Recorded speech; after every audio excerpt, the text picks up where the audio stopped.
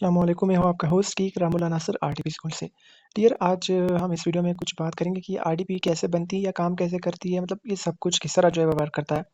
अक्सर लोग को मुझे कभी-कभार कोई उनको आरडीपी वगैरह चाहिए होती है, तो वो मुझे बताते हैं कि यार मुझे इस लोकेशन की चाहिए, जैसे मुझे इस सिटी की चाहिए, उस सिटी के अंदर इस प्ला लोकेशन की चाहिए, प्ला घर की चाहिए या जो भी हो, इस टाइप का वो मुझे एड्रेस बताते हैं, कोई स्ट्रीट या जो भी हो।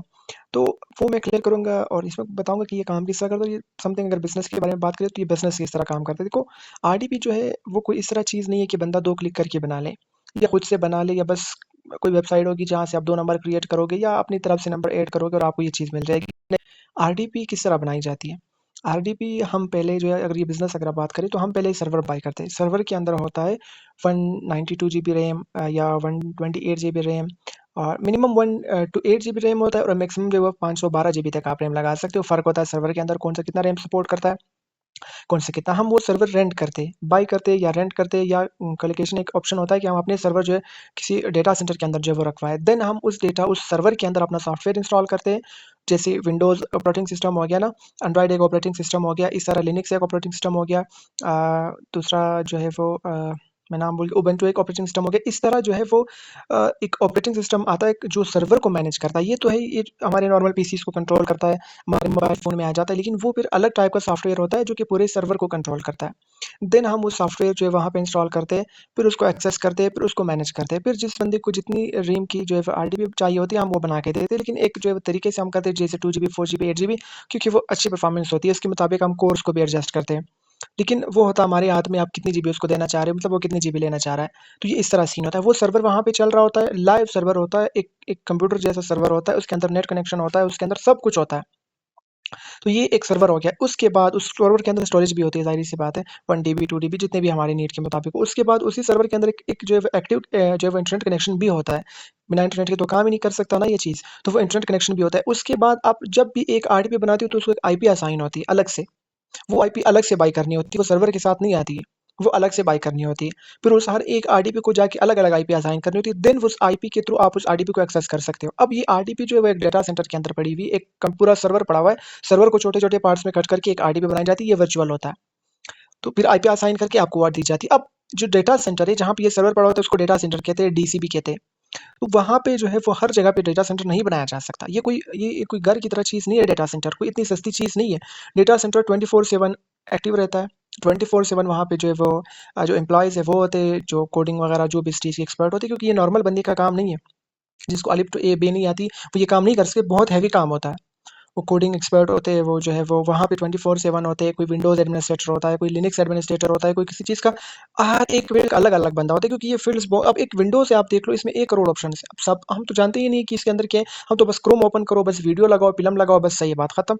लेकिन इसमें हज़ारों करोड़ों ऑप्शंस होते हैं, ये करो, वो करो, फलाना-ढिमका। ये जब तुम काम करोगे तो तुम्हें समझ आएगा कि यार हाँ, ये भी विंडोज़ के अंदर है, हमें ये चाहिए, ये भी विंडोज़ के अंदर है, हमें ये चाहिए, ये भी विंडोज़ के अंदर है। अभी मैंने काम स्टार्ट किया, मैंने देखा विंडोज़ के अंदर क्या-क्या है।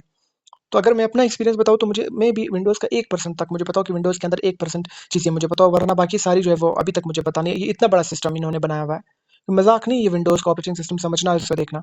तो ये सब कुछ है। ये मतलब वो एक्सपर्ट वहाँ पे काम करते हैं। कोई मसला आता है डायरेक्ट वो वहाँ पे होते हैं, तो वो देखते हैं कि यार ये मसला है, वो मसला है। तो अब ये डेटा सेंटर हर जगह नहीं बनाया जा सकता, क्योंकि डेटा सेंटर एक ज़मीन होती है, एक उसका रेंट होता है, उसको पे करना होता है। अब आप जाके जो है वो टाइम्स स्क्वायर के ऊपर डेटा सेंटर बना के, मतलब एक प्लॉट बना के वहाँ पे आप डेटा सेंटर बनाओगे, तो उसका आप कितना रेंट दोगे? आप खुद सोचो ना। वहाँ पे तो एक-एक फुट जो है वो 1-1 लाख डॉलर का होगा। तो इसलिए वो डेटा सेंटर जो है वो हमेशा आउट ऑफ सिटी होता है, या सिटी में कोई इस तरह जगह हो जहाँ पे मतलब ज़मीनें, जहाँ पे वो प्रॉपर्टीज़ वगैरह इतनी महँगी ना हो, तो वहाँ पे वो चीज़ करते हैं। वरना अगर वो महँगी लोकेशन पे जाएँगे तो वो उतना ही महँगा रेंट पे करेंगे। ऐसा नहीं है कि वो महँगी लोकेशन पे जाएँगे और इतना ही रेंट होगा, तो आरडीपी उतनी ही महँगी होती जाएगी। ये इस तरह काम करते हैं हर जगह। उसमें नहीं होता। हाँ, सिटी में एक होता है, जैसे न्यूयॉर्क है हमारे पास है, डल्लास टेक्सास में हमारे पास डेटा सेंटर है। इस तरह और भी लोकेशंस है हमारे पास, लंदन में जो है वो डेटा सेंटर है, लेकिन वो कहाँ पे एग्जैक्ट स्ट्रेट नहीं पता चलती। दूसरी बात, सर्वर के अंदर जो है वो जीपीएस नहीं होता, तो वो आपको एग्जैक्ट लोकेशन नहीं बताएगा कि प्ला स्ट्रीट में जो है वो प्ला जगह पे ये चीज़ पड़ी हुई है। वो आपको एक सिटी बताएगा, कंट्री बताएगा, लेकिन वो आपको एग्जैक्ट लोकेशन नहीं बताएगा, क्योंकि जीपीएस होता है। अब आपका मोबाइल है, जीपीएस आपको एग्जैक्ट लोकेशन बता रहा है कि आप इस जगह पे हो, तो वो नहीं कर सकता। तो ये इस तरह काम करता है। अगर आपको ये बिज़नेस करना है तो बेशक आप मुझसे सर्वर खरीद सकते हो, आप अपना काम स्टार्ट कर सकते हो। तो इन्वेस्टमेंट करनी होगी, क्लाइंट्स ढूँढने होंगे, आपका मेरे पास अल्हम्दुलिल्लाह ऑलरेडी और भी लोग हैं जो सर्वर खरीद के अपना काम कर रहे हैं। तो ये सब कुछ इस तरह काम करता है। आरडीपी इस तरह ही बनाई जाती है। आरडीपी और वीपीएस एक ही चीज़ है, सर्वर से और सारे जो है वो कुछ होता है। तो मुझे उम्मीद है आपको ये चीज़ समझ आई होगी।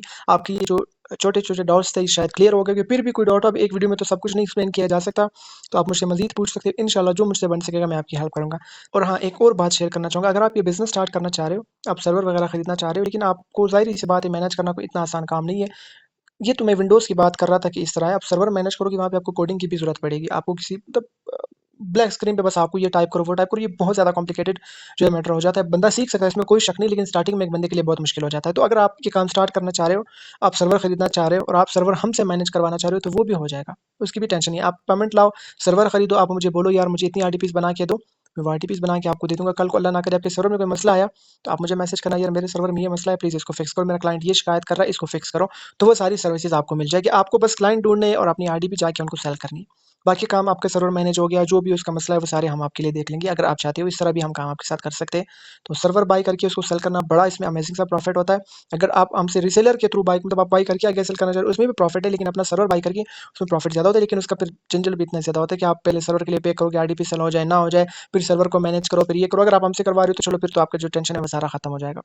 तो मुझे उम्मीद है आपको ये चीज़ समझ में आई होगी। अगर फिर भी कोई सवाल है आप मुझे कॉन्टैक्ट कर सकते हो इस नंबर पे, आप जो कमेंट कर सकते हो वीडियो के नीचे, तो इंशाल्लाह मैं वो भी क्लियर करूँगा। Thank you so much. अल्लाह हाफ़िज़। और हाँ, एक और बात शेयर करना चाहूँगा, अगर आप ये बिज़नेस स्टार्ट करना चाह रहे हो, आप सर्वर वगैरह खरीदना चाह रहे हो, लेकिन आपको ज़ाहिर-सी बात है मैनेज करना कोई इतना आसान काम नहीं है। ये तो मैं विंडोज़ की बात कर रहा था कि इस तरह है, आप सर्वर मैनेज करोगे वहाँ पे आपको कोडिंग की भी ज़रूरत पड़ेगी। आपको किसी मतलब ब्लैक स्क्रीन पे बस आपको ये टाइप करो, वो टाइप करो, ये बहुत ज़्यादा कॉम्प्लिकेटेड जो है मैटर हो जाता है। बंदा सीख सकता है, इसमें कोई शक नहीं, लेकिन स्टार्टिंग में एक बंदे के लिए बहुत मुश्किल हो जाता है। तो अगर आप ये काम स्टार्ट करना चाह रहे हो, आप सर्वर खरीदना चाह रहे हो और आप सर्वर हमसे मैनेज करवाना चाह रहे हो, तो वो भी हो जाएगा।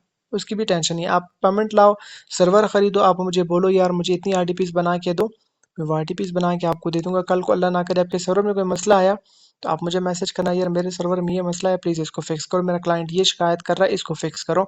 तो वो सारी सर्विसेज़ आपको मिल जाएगी। आपको बस क्लाइंट ढूँढने हैं और अपनी आईडी पे जाके उनको सेल करनी है। बाकी काम आपका सर्वर मैनेज हो गया, जो भी उसका मसला है वो सारे हम आपके लिए देख लेंगे। अगर आप चाहते हो इस तरह भी हम काम आपके साथ कर सकते हैं। तो सर्वर बाय करके उसको सेल करना बड़ा इसमें अमेज़िंग सा प्रॉफ़िट होता है। अगर आप हमसे रीसेलर के थ्रू बाय मतलब आप बाय करके आगे सेल करना चाह रहे हो, उसमें भी प्रॉफ़िट है, लेकिन अपना सर्वर बाय करके उसमें प्रॉफ़िट ज़्यादा होता है, लेकिन उसका फिर झंझट भी इतना ज़्यादा होता है कि आप पहले सर्वर के लिए पे करोगे, आईडीपी सेल हो जाए, ना हो जाए, फिर सर्वर को मैनेज करो, फिर ये करो। अगर आप हमसे करवा रहे हो तो चलो फिर तो आपका जो टेंशन है वो सारा खत्म हो जाएगा।